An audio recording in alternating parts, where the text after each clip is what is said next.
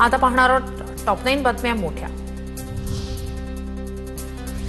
नागपूरमधील CA road परिसरात जिलेटिनच्या 15 कांड्या सापडल्या, 50 डिटोनेटर आढळल्यानं परिसरात मोठा पोलीस बंदोबस्त तैनात, बॉम्ब शोधक पथकाकडून घटनास्थळी तपास। सरपंच संतोष देशमुख हत्या प्रकरणाची सुनावणी पुढे ढकलली, हत्या प्रकरणाची पुढील सुनावणी 22 एप्रिलला, आरोप निश्चितीपासून अद्याप युक्तिवाद झाला नाही।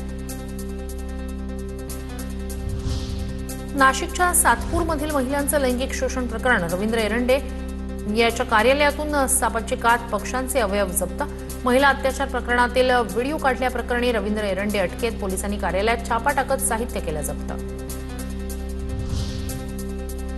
पुण्याचा भोंदूबाबा ऋषिकेश वैद्यकडून तपास कामात असहकार्य, वैद्यानं गुंगी देण्यासाठी कोणतं औषध दिलं, ते कुठून खरेदी केलं याची माहिती देत नसल्याचं तपास अधिकाऱ्यांनी म्हटलं।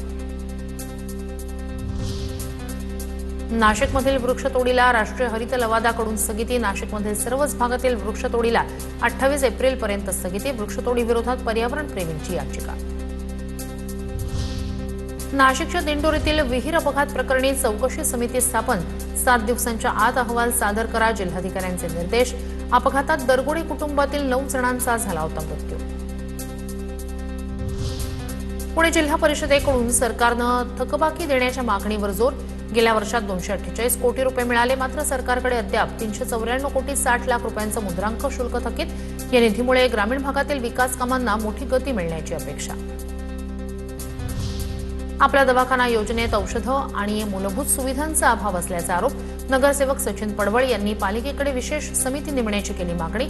या समस्यांबाबतचा ठराव आगामी महासभेत मंजुरीसाठी येणार। आजपासून अमरावती ही आंध्र प्रदेशची एकमेव राजधानी असणार, संसदेत पारित झालेल्या विधेयकाचं गॅझेटमध्ये रूपांतर, अमरावतीला कायमस्वरूपी राजधानीचा दर्जा।